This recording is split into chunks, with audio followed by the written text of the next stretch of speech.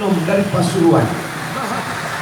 Di mana-mana orang acaranya Islam, masjidnya Islam, jamaahnya Islam, tapi air minumnya tidak Islam. Tapi di masjid kita, di komplek Balikpapan Regensi, air minumnya Islam. Mana air minum Islam? Santri, minumlah air minum Islami santri dari PT, tak pula nampak. Pokoknya dari Pasuruan. Jadi masjid-masjid harus memperhatikan, jangan sampai air minumnya, makanannya, kuehnya belum lagi Islami. Belanjalah ke warung-warung Muslim, belilah produk-produk Islam. Allahu Akbar. Rotinya tak saya tunjuk.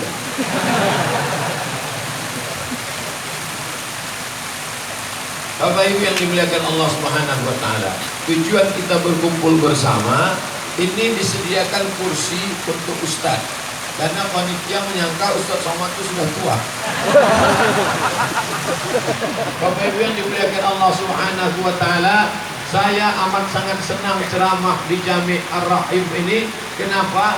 Karena saya diundang menandatangani prasasti. Saya paling tidak suka peletakan batu pertama. Karena beberapa masjid yang saya letakkan batu pertama sampai sekarang enggak siap-siap.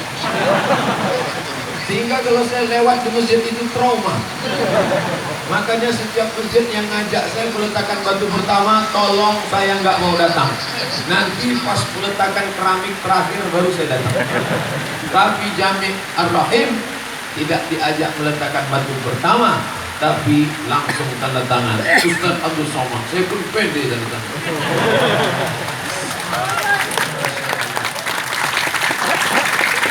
Cucu-cucu saya 20 tahun akan datang berkunjung ke Balikpapan. Mereka akan sholat di Jami' Ar-Rahim mencari tanda tangan almarhum Abdul Somad. Ada. Ketika semua yang ikut membangun masjid ini kena masuk ke dalam surga. Amin. Wasiqal ladzina taqaw ilal jannati zumara. Digiring mereka yang bertakwa membangun masjid masuk surga. Yang pertama masuk surga yang mewakafkan tanahnya. Yang kedua masuk surga yang menyumbang semen. Gak sanggup beli semen, beli keramik. Gak sanggup beli keramik, beli kubah. Gak sanggup juga paving block. Jangan juga sanggup, datang aja. Datang pun tak sanggup, mati aja. Yang nyumbang tanah masuk, yang nyumbang mikrofon masuk, yang nyumbang AC masuk, panitia pembangunan masuk, semua masuk surga. Tiba-tiba ada Abdul Somad di barisan terakhir. Loh, ini saya tanda tangan ya Allah, masuk.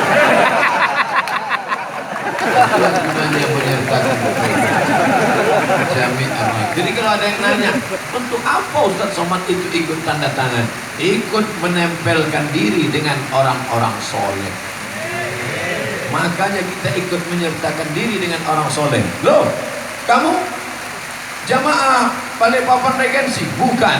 Anda tanda tangan? Enggak. Terus ikut acara pembukaan, masuk. Tapi dengan syarat besok tetap sholat subuh. Jangan besok dibangunkan orang tua yang muda-muda sholat subuh. Enggak mak, udah masuk ke Ustaz. Ibu yang dimuliakan Allah. Tapi kalau masjidnya sudah bagus, cantik, masjid ini seperti cabai rawit, kecil tapi pedas. Unik dia, tidak terlalu besar. Masjid Islamic Center tadi malam besar, megah, tapi memenuhkannya susah itu. Kalau ini insya Allah, tadi di dalam saya sempat berkecil hati. Assalamualaikum warahmatullahi wabarakatuh. Assalamualaikum warahmatullahi wabarakatuh. Saya lihat jemaah dikit, cuman segini aja. Acara bukan di sini Pak Ustaz, di luar. Ambil kamera ini, tunjukkan sekitarnya, tampakkan tablik akbar nih hujan-hujan. Tunjukkan ke seluruh Indonesia, tunjukkan ke Malaysia, Singapura, Brunei, Darussalam. Begini orang Balikpapan sholat subuh. Begini orang Balikpapan Regensi sholat subuh. Tunjukkan tanah liat yang basah-basah itu. Tunjukkan yang payung-payung kena hujan. Tunjuk. Tapi yang bersin batuk demam jangan. Tunjukkan kepada seluruh dunia. Begini orang Balikpapan. Balikpapan Regensi sholat subuh berjamaah. Begini kami menyatukan umat. Yang disatukan lewat apa? Sholat subuh. Parkir sampai tidak berujung. Tak kemana-mana ujung. Banyak yang cemas. Kenapa? Helm basah. Helm terlentang. Ya Allah. Jangan cemas. Asa antakrahu syai'an, boleh jadi kau benci sesuatu, tapi Allah jadikan ada kebaikan di sana. Apa kebaikannya Pak Ustaz? Besok helmmu harum semerbak. Allahumma sholli ala sayyidina Muhammad wa ala ali sayyidina Muhammad. Tapi kalau sudah bersatu di masjid yang cantik, jangan lagi kelahi. Ini masjidnya udah bagus. Yang mewakafkan tanah nggak kelahi, yang memberikan semen nggak kelahi. Tadi angkanya, pokoknya saya nggak ingat, miliar lah, miliar.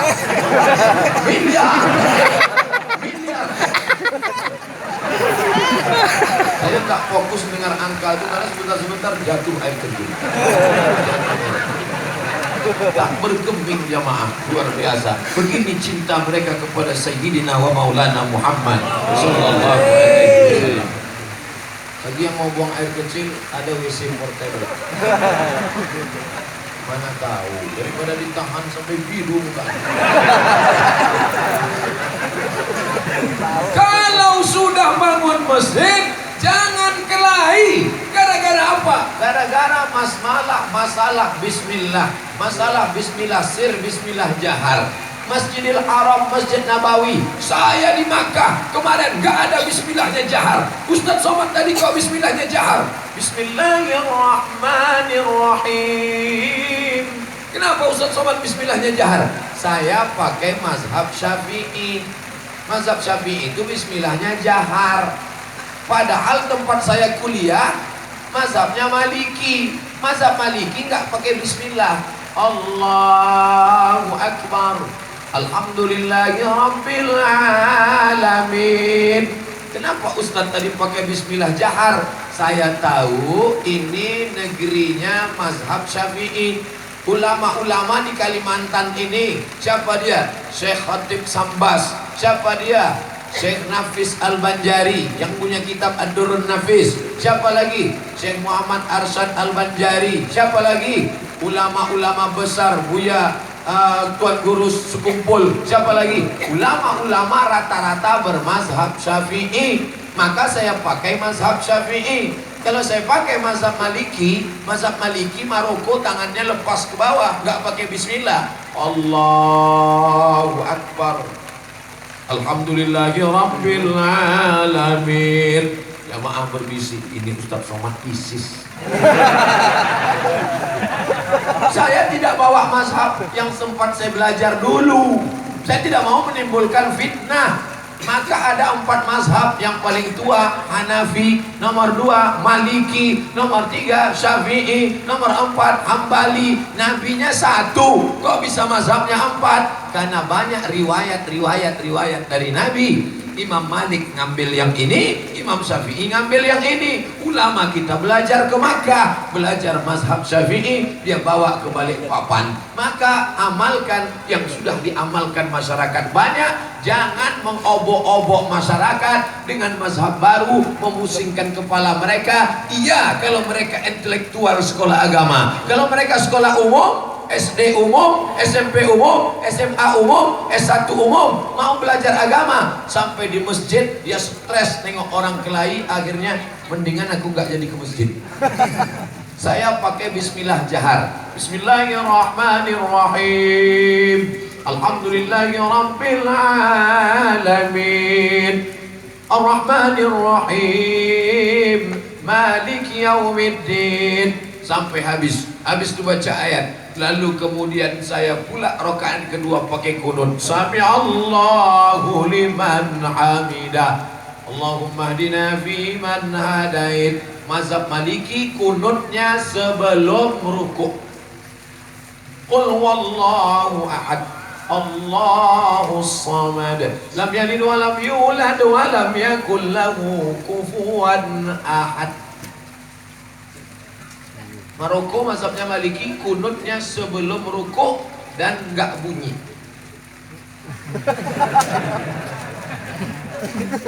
Sedangkan Makkah Madinah mazhabnya Hambali.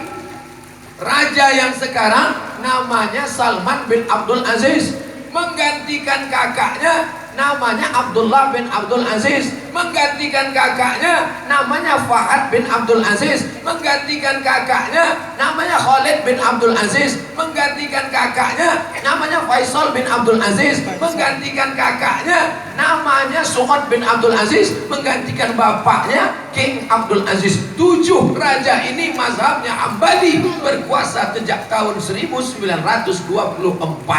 Sebelum itu Makkah itu bermazhab Syafi'i. Raja yang terakhir namanya Syarif, tidak kerajaan tapi otonomi khusus, namanya Syarif Aunur Rafiq. Sebelum itu lagi Syarif Hussein. Mereka memakai mazhab Syafi'i. Jadi politik berpengaruh. Dari mazhab Syafi'i beralih ke mazhab Hambali. Jadi kalau ada orang, apa ustaz-ustaz zaman dulu pakai kunut? Saya kemarin di Makkah 3 malam, di Madinah 4 malam, nggak ada pakai kunut. Goblok. 7 malam di Arab Saudi sudah mau. Ulama dulu 7 tahun, ulama dulu 70 tahun, ulama dulu 17 tahun, ngerti sejarah. Itu mazhab Hambali, nggak pakai kunut. Muhammadiyah kenapa nggak pakai kunut? Karena Muhammadiyah pakai majelis tarjih, yang ditarjihkan mazhab Hambali dan Hanafi, nggak pakai kunut. Jadi masalah kunut ini Hanafi, Hambali nggak pakai kunut, Syafi'i pakai kunut tapi setelah ruku, iktidal. Maliki kunutnya sebelum ruku. Ustaz kan pakai mazhab Maliki di Maroko. Iya. Kenapa tadi Ustaz nggak pakai mazhab Maliki? Saya tahu orang Balikpapan mazhabnya Syafi'i, maka saya pakai mazhab Syafi'i. Sami'allahu liman hamidah. Allahumma hdina fi man hadain, wa afina fi man afain, wa tawallana fi man tawallain, wa barik lana fi ma atain, wa qina bi rahmatika syarra ma qadain. Yang diaminkan cuma 5 itu saja, sisanya nggak diaminkan. Ikut baca sama imam. Fa innaka taqdi wa la yaqdu alaik wa innahu la yadhillu wa la yu'azzu man adait. Tabarakta rabbana wa ta'ala, falakal hamdu ala ma qadait. Nastaghfiruka wa natubu ilaik. Bagi yang hafal, kalau nggak hafal gerak-gerakan dia mulut.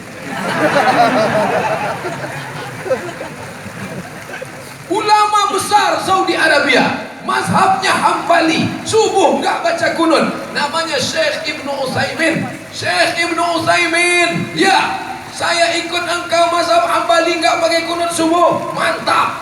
Nanti kalau saya pulang kampung di Indonesia, di kampung itu imamnya mazhab Syafi'i, bagaimana sikap saya kalau jadi makmum?